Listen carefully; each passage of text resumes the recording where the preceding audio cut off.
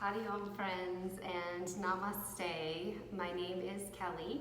I just wanted to come to you with a little short video tutorial on sitting. So if you are just beginning a meditation practice or perhaps just starting to meditate a little bit more, a lot of times one of the hardest parts of meditation is being able to find a comfortable seat. If you're uncomfortable in how you're sitting, it's really hard. That will cause a great distraction for you. So there are a lot of different ways and a lot of different things that you can use to make yourself a little bit more comfortable. So you're not really having to think about the body while you're meditating. You're able to go in a little bit deeper, able to turn inward. So one of the first things I'm going to talk about is the pelvis. So we sit a lot. Especially depending on where you live. In the Western culture, we tend to sit at desks, we tend to drive cars, and so we're constantly sitting. So because of that, a lot of times sitting more is not easy. So in order to make ourselves more comfortable, it's important to know the orientation of the pelvis. So I'm going to show you this by sitting to the side.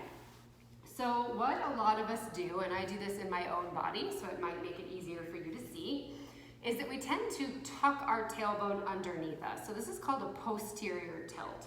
So right now my pelvis is tilting this way. And what that does is it rounds my lower back.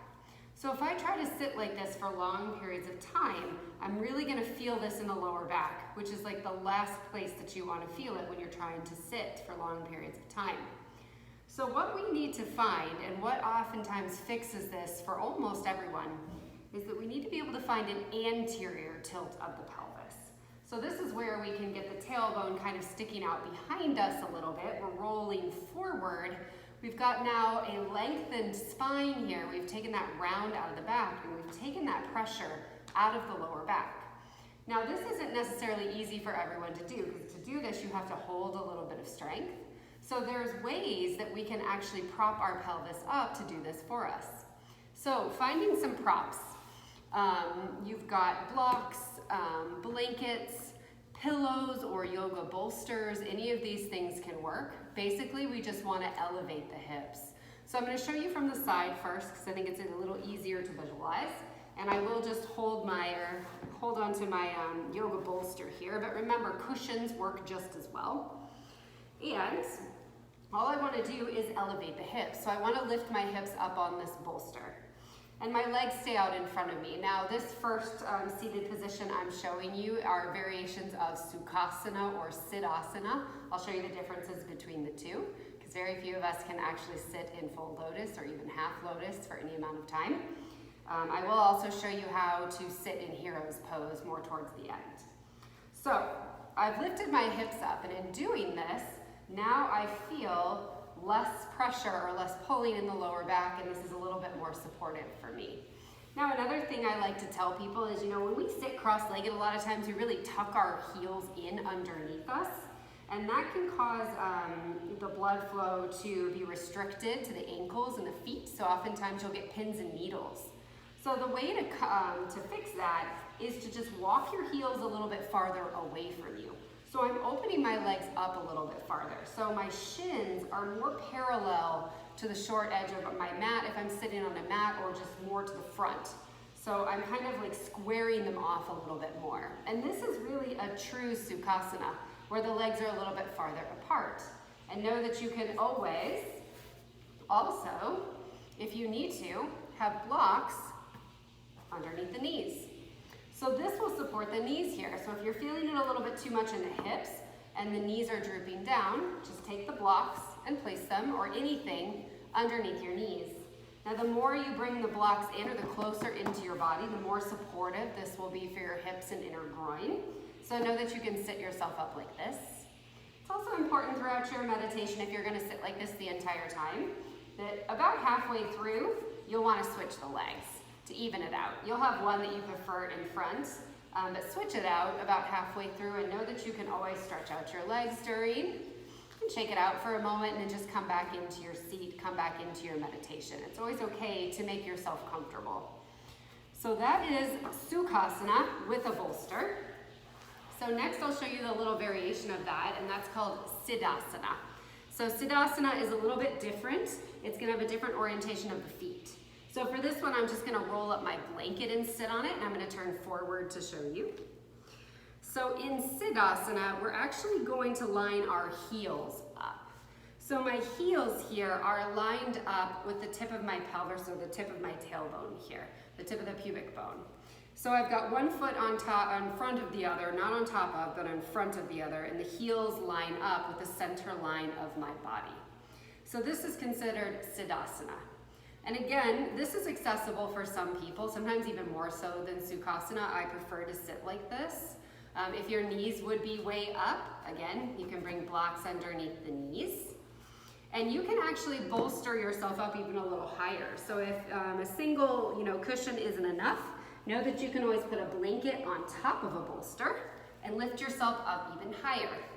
So that's one thing we always say in yoga, is that if you're uncomfortable in a seated position, get your hips up higher.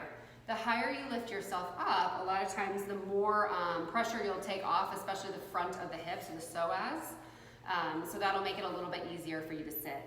And again, if you're choosing to sit in Siddhasana, make sure at some point you switch out the crossing of the legs.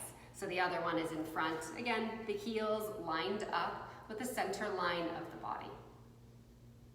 All right. I'll also show you sitting on your knees, or hero's pose, also called Virasana. So again, oftentimes people can just sit on their heels.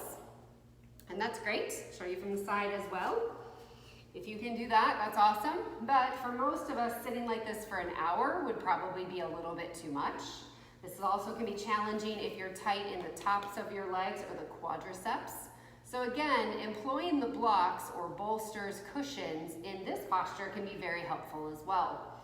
Before I do that, I will show you one other variation you can take. If this bothers your knees, to have your knees compressed at this angle with this much pressure, know that you can slide a blanket behind the back of your knees.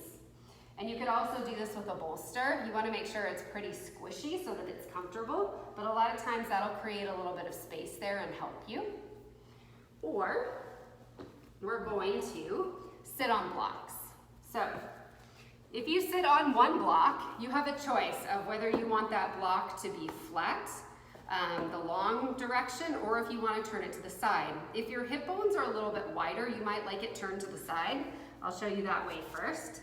So you just sit on it and it supports the hip bones. If that's too wide, you can turn it the narrow way and sit on like this. And so this lifts us up just a little bit here and gives us a little bit of space. It can also be nice to use 2 blocks. So if you're going to use 2 blocks, again, you can stack them both the same direction. So now I'm just up a little bit higher. Know that you could even use 3 blocks here. So this is taking this so I'm not having to stretch my quads quite so much. And it's just a little bit more supportive here. I also don't have so much pressure on the knees here or the backs of the legs. So this is another variation. Or you could have the bottom block this way and then the top block this way to support the hips. So I'll show you this one last thing. So I'm kind of making a T here with the blocks, or like a cross. So they're wider on my hip bones. And the nice thing about doing it this way is I actually now have space for my legs to come underneath where my hips would be if they were sitting. So this is also a nice way to sit. And I'm doing this with 2 blocks, but again, you can use more than 2 if you need to. So hero's pose, just another way that you can sit. You can change it up a little bit. So hopefully this little tutorial has helped you to learn to find a more comfortable seat. I will do another video eventually on postures that you can take, yoga-wise, or asana postures that you can take to help counter having to sit for longer periods of time to kind of balance the body out. Namaste and Hari Om.